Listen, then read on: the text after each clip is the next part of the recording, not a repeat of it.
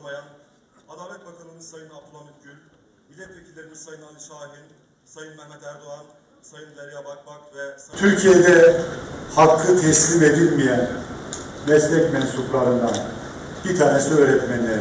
Bunu maddi anlamda söylemiyor. Manevi anlamda söylüyor. Kimle konuşursanız konuşun.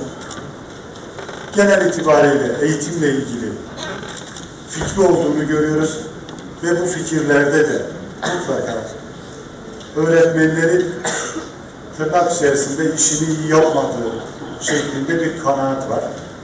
Bu doğru değil, doğru olmadığını şuradan anlıyoruz.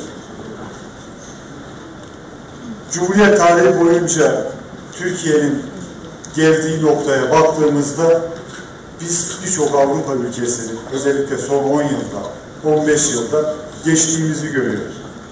Türkiye'nin herhangi bir doğal kaynağı var mı? Yok. Yani biz petrol bulmadık. Buna benzer bir zenginliğimiz yok. Herhangi bir ülkeyi sömürmedik. Ama diğer rakip ülkeleri, diğer ülkelerden geçerek daha iyi bir duruma geldiysek beşeri sermayemizden dolayı geldi. Eğitimsiz beşeri sermaye hiçbir şey ifade etmez. Eğer bizim insanlarımız bir şey ürettiyse eğitim sayesinde üretilmiştir. Öğretmenlerimiz sayesinde öğretilmiştir. Bu yeterli olmayabilir. Daha iyisi her zaman mümkün. Ama sizin yaptığınız iş, kıymetli bir iş, sizin yetiştirdiğiniz öğrenciler bu şehre, bu ülkeye değer katıyorlar. Dolayısıyla da ben hepinize ayrı ayrı teşekkür ederim. Gaziantep'te de görev yapacağımız süre içerisinde eğitim birinci önceliğimiz. Kapımız 24 saat sizlere açık. Önerilerinizi açık, sorunlarınızı açık.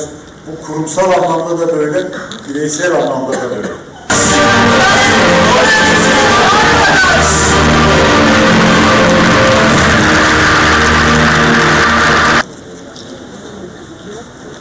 Milli, ahlaki, benimseyip, koruyup, namusun ve şerefin üzerine, yemin ederim.